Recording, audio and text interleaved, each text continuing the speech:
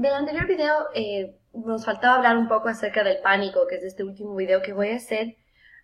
Entonces, en el pánico una cosa que tiende a pasar es que las personas tienden a hiperventilar cuando se ponen ansiosas, lo cual es normal, empiezan a respirar más profundo y más rápido, y esto lo que hace es bajar la cantidad de CO2 que hay en la sangre y aumenta el pH, haciéndole más alcalina a la sangre. Y el problema con esto es que el cuerpo reacciona de tal forma que cuando siente que hay un cambio en el pH en la sangre, no distingue entre la falta de aire y cuando uno está hiperventilando, que es cuando uno realmente no tiene falta de aire, sino has bajado más bien demasiado CO2, que es al revés. Y digamos, de forma evolutiva, el cerebro como interpreta cambios de pH siempre pensar que la persona se está ahogando. Entonces la gente con pánico es muy típico que sientan que se están ahogando, pero en realidad están hiperventilando y bajando el CO2, que es lo opuesto de ahogarse en realidad. Si se ponen a ver, su oxígeno está bien y más bien el CO2 está demasiado bajo.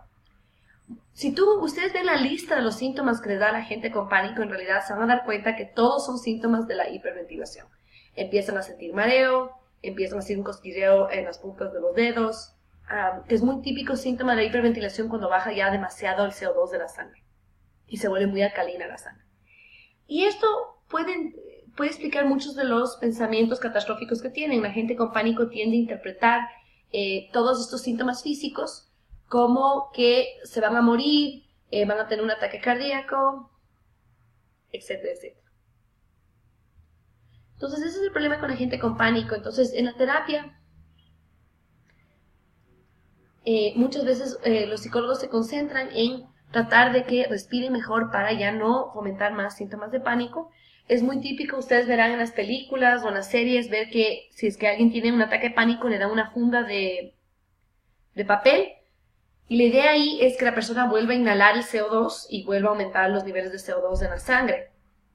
Si alguien realmente estuviera ahogando, lo último que les darías es una funda para respirar, porque más bien quisieras que agarren aire. Pero en los ataques de pánico es al revés, quieres que empiecen a inhalar de vuelta el CO2 para aumentar los niveles de CO2 en la sangre y que vuelva a toda la normalidad. Entonces, con muchos pacientes con pánico se trabaja bastante en lo que es la respiración. ¿Qué es la agorafobia? La agorafobia es cuando la persona ha tenido tantos ataques de pánico que empieza a evitar sitios donde ha tenido ataques de pánico. Entonces es típico que la gente con agorafobia evite lugares donde hay mucha gente, elevadores, buses, sitios donde se les hace difícil escapar si es que tienen un ataque de pánico. Entonces gente con y sin agorafobia tiene este problema de la hiperventilación y en terapia se trabaja bastante esto.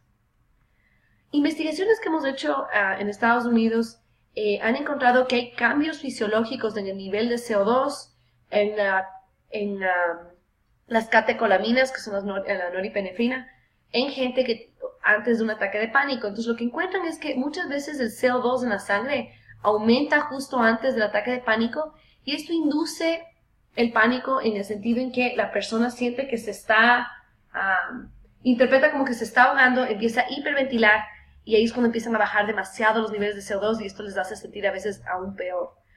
Entonces, se piensa que la gente con pánico tiene una hipersensibilidad de esos quimiorreceptores del bulbo raquídeo o del puente, digamos, y esto hace que la persona reaccione mal a cambios incluso chiquitos en el CO2 y siempre esté pensando que se está ahogando.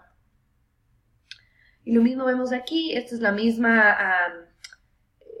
el mismo tipo de estudio. Justo antes de un ataque de pánico se empiezan a ver cambios importantes en la respiración y fisiológicos antes del ataque de pánico, y esto hace que la persona con pánico interprete que se está ahogando o se va a morir.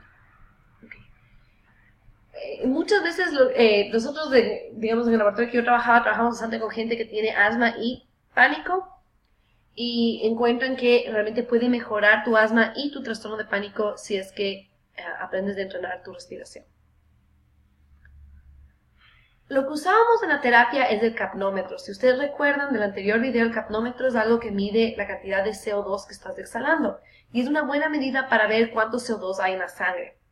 Lo que tú exhalas es lo que la hemoglobina en tu sangre bota del torrente sanguíneo a los pulmones y después tú lo exhalas. Entonces, lo que tú vas exhalando es CO2, es una directa medida de cuánto CO2 hay en tu sangre. Entonces, lo que usamos es el capnómetro para mostrar a la persona que su oxígeno está bien, su pulso está bien, pero que el CO2 está demasiado bajo. En realidad, por ejemplo, lo normal es que tú tengas 40 milímetros de mercurio de CO2 en la sangre, y la gente que hiperventila a veces tiene 15, 22, que es menos de la mitad por la hiperventilación que hacen. Entonces muchas veces usamos esta máquina de retroalimentación biológica para indicar a la persona que en realidad está hiperventilando mucho y que no le hace falta respirar más, o sea que tiene más que suficiente oxígeno. Para eso también funciona y sirve lo que vimos en el inicio de la clase, la yoga, la meditación, lo que se conoce como mindfulness, porque te ayuda a ser más consciente de la respiración para no aumentar la ansiedad. Si todos en la clase, y podemos hacer este ejercicio en clase, empezamos a hiperventilar, empezamos a respirar profundo y rápido, vamos a empezar a sentir algo de ansiedad.